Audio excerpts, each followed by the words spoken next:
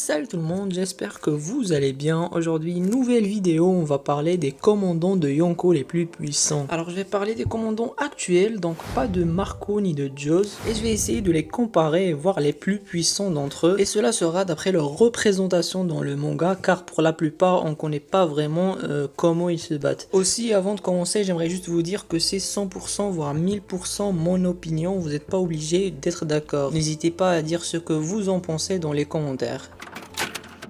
Alors on commence avec Jack la sécheresse, le premier commandant de Kaido à apparaître dans le manga. Alors Jack, il est l'une des 3 calamités de Kaido et a une prime d'1 milliard de berries. Il a le fruit du démon type Zoan de Mammouth, et ce qu'on sait de lui et de ses exploits, c'est qu'il s'est battu contre Inuarashi et Nekomamushi à égalité sur Zo. Et il faut aussi noter que le combat a duré 5 jours et 5 nuits, donc il a une force brute et endurance incroyable. Maintenant, si j'ai positionné ici à la 7ème position, c'est d'abord parce que c'est dû à la hiérarchie des équipages de Yonko, parce que dans l'équipage de Kaido, dans les calamités, il est le plus faible. Alors on reste dans le même équipage, on a Queen, la pandémie, une autre calamité de l'équipage de Kaido. Alors par simple hiérarchie, il est au-dessus de Jack, mais il n'y a pas que ça bien sûr. Il s'est aussi dressé devant Big Mom pour sauver sa nourriture, alors qu'il savait qu'il avait affaire à un Yonko. À part ça, il a une prime d'1 milliard et 320 millions de berries. Et il a un fruit de démon qui le rend gigantesque quand il se transforme complètement. Un Zoan antique modèle Brachiosaur.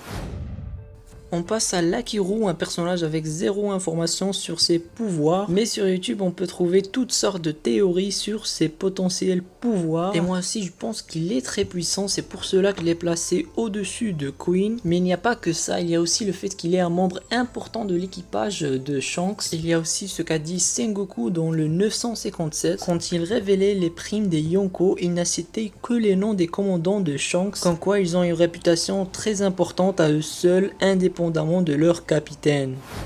Katakuri, le fils de Big Mom, est bras droit de cette dernière. Il a été au centre d'attention dans l'arc Whole Cake Island. Il a une prime d'1 milliard et 57 millions de berries. Et pour ses pouvoirs et compétences, il a un paramécia spécial, le Mochi Mochi no Mi, ajoutant à ça un haki de l'observation très avancé qui lui permet de voir dans le futur, et un haki royal pour couronner le tout. Alors malgré tout ça, je pense qu'il est le plus faible des seconds de Yonko, et ce n'est pas parce qu'il a perdu face à Luffy, loin de là, parce que s'il n'était pas loyal comme il l'est maintenant, je pense qu'il aurait battu Luffy. Non, moi je pense que les autres seconds de Yonko sont encore plus forts, car on a vu ce que Katakuri peut faire et on connaît tout sur ses pouvoirs.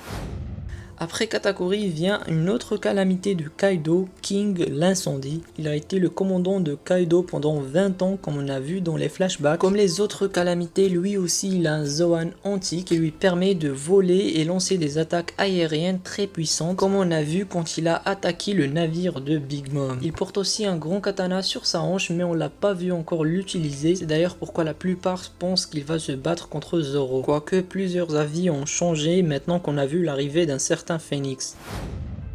Shiryu de la pluie, je pense qu'il est un des seconds de Yonko les plus puissants de One Piece. Alors c'est pas dû au fait qu'il a le fruit du démon d'Absalom, c'est dû au fait que dans One Piece on dit que sa puissance rivalise avec celle de Magellan, ou même qu'il est encore plus dangereux. Et on sait déjà que niveau puissance, Magellan est comparé souvent aux amiraux. Et maintenant qu'il a le fruit du démon d'Absalom, je pense qu'il va être encore plus dangereux.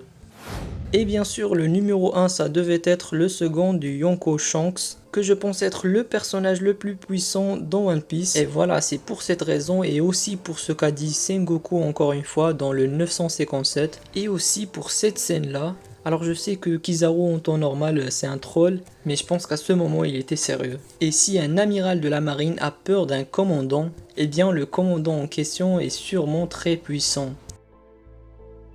Et voilà les amis, la vidéo a touché à sa fin, j'espère qu'elle vous a plu. Si c'est le cas, n'hésitez surtout pas à laisser un like et aussi de vous abonner. Et dites-moi dans les commentaires ce que vous en pensez de tout ça. Et sur ce les amis, on se retrouve dans une nouvelle vidéo.